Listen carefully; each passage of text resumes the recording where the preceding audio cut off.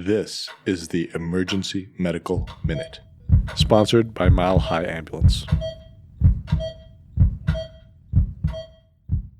The Emergency Medical Minute is excited to announce that we are now offering AMA PRA Category 1 credits. This is accessible through our online course modules that can be accessed at www.emergencymedicalminute.org/CME-courses, or simply by clicking on the link in our show notes and creating an account. Not just a medical minute, a fascinating medical minute.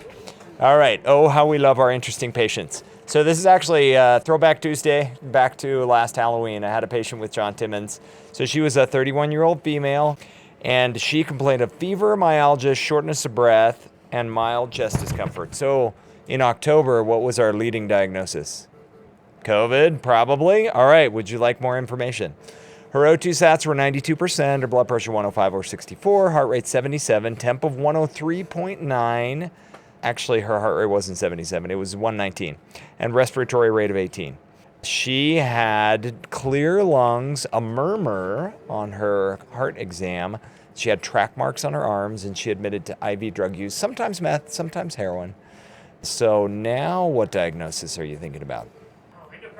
Endocarditis, maybe endocarditis. All right, let's get some more information. So her white count was 5, her lactate was normal, her chest X-ray was negative, her urinalysis had 50 white blood cells and 6 to 10 squamous. So maybe UTI, everything else looking negative. So she had blood cultures sent, and within 12 hours she grew 3 out of 3 positive blood cultures with Staph aureus.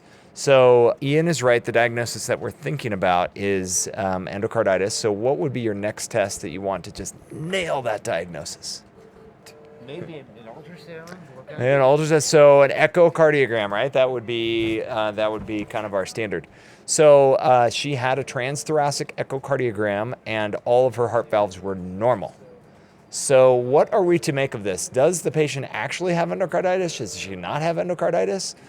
Like brain tumor. That's right. Exactly. Well, she got angry and left AMA from the ICU. So we'll never really know.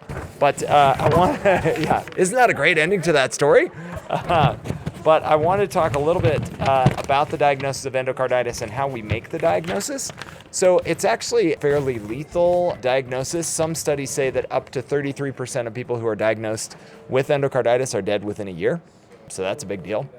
And, they can grow all kinds of funky different organisms. So finding out exactly what organism they have is the key. That's why blood cultures are so important.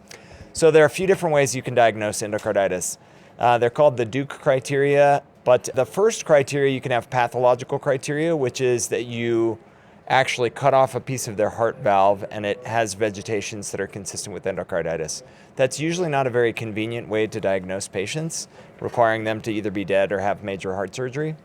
So the second criteria is you can have positive blood cultures plus positive echocardiogram findings, which we didn't have in this case. But you might have heard I said she had a transthoracic echocardiogram, which is much less sensitive. What she needed was a transesophageal echocardiogram. Unfortunately, she didn't stick around in the hospital long enough to get that.